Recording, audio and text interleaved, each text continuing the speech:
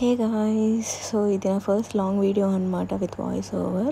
So ఈ వినాయక చవితికి మోతీచూర్ లడ్డూస్ చేద్దామని స్టార్ట్ చేశాను. ఎనీవేస్ వినాయకుడికి లడ్డూస్ అంటే చాలా ఇష్టం కాబట్టి. సో ఈ మోతీచూర్ లడ్డూకి ఫస్ట్ శనగపిండి తీసుకోవాలా.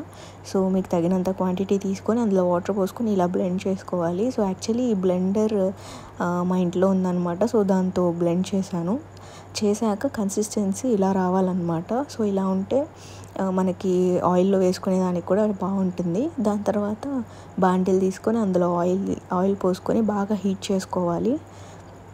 సో బాగా హీట్ చేసుకున్నాక ఇలాంటి గరిటె ఉంటే దీనికి చాలా బాగా యూజ్ అవుతుంది, ఈజీగా కూడా ఉంటుంది.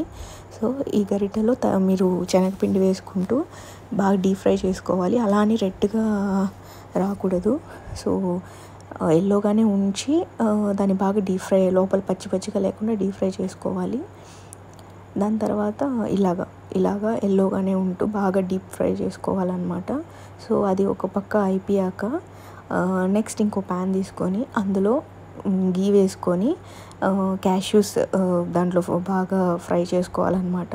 సో నేను ఇక్కడ క్యాష్యూస్ ఒకటే తీసుకుంటున్నాను. ఈవెన్ మీ దగ్గర ఇంకేమైనా డ్రై ఫ్రూట్స్ ఉంటే కూడా వేసుకోవచ్చు. సో అవి బాగా ఫ్రై అయ్యాక అవి పక్కన తీసి పెట్టేసుకోవాలన్నమాట. దాని తర్వాత షుగర్ సిరప్ చేసుకోవాలి. సో షుగర్ సిరప్ కోసం మనం సేమ్ కప్తో ఎంతైతే శనగపిండి తీసుకున్నామో అదే సేమ్ కప్తో సేమ్ 1.5 కప్ షుగర్ తీసుకున్నాను నేను. అండ్ సో 1.5 కప్ షుగర్ తీసుకొని అండ్ 1 కప్ వాటర్ పోసుకున్నాను. సో ఎనీవేస్ అది కరిగాక వాటర్ రిలీజ్ చేస్తుంది కాబట్టి సో దాంతోపాటు లైక్ 1 కప్ క్వాంటిటీతో తీసుకొని అండ్ దాని తర్వాత యాలకుల పొడి అనమాట. సో ఈ ఇలాచీ పౌడర్ విత్ షుగర్తో నేను మిక్సీ పట్టి వేసాను. దాని తర్వాత ఇది వచ్చి రెడ్ ఫుడ్ కలర్, ఎందుకంటే మోతీచూర్ లడ్డుకి రెడ్ కలర్ ఉంటేనే బాగుంటుంది కాబట్టి.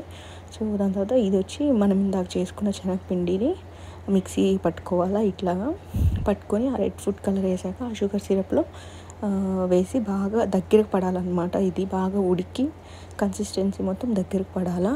సో మీన్ టైం మనం కావాలంటే గీ కూడా యాడ్ చేసుకుంటూ ఉండొచ్చు మధ్యలో. సో నేను కొంచెం గీ యాడ్ చేసి కలుపుతూ ఉన్నాను. సో ఇందాకటితో చూసుకుంటే ఇప్పుడు కన్సిస్టెన్సీ చూడండి ఎంత దగ్గరకు పడింది. సో దాని తర్వాత క్యాష్యూస్ కూడా వేసుకొని ఇంకా కొంచెం బాగా దగ్గర పడే వరకు మనం ఉడికించుకోవాలి దాన్ని. సో చూడండి దగ్గరికి పడుతుంది బాగా. సో ఇలా దగ్గర పడ్డాక బాగా ఓకే, ఇప్పుడు మనం ఉండలు చేసుకునేదానికి బాగా అవుతుందని అనుకున్నప్పుడు తీసుకెళ్ళి ఫ్యాన్ కింద పెట్టి చల్లారాక ఇట్లా రౌండ్గా చేసుకొని దానిపైన క్యాష్యూస్ ఇలా పెట్టుకుంటే చాలా బాగుంటుంది టేస్టీగా. సో ఇది ఇంట్లో ఈజీగా మీరు కూడా ట్రై చేయండి. Please subscribe.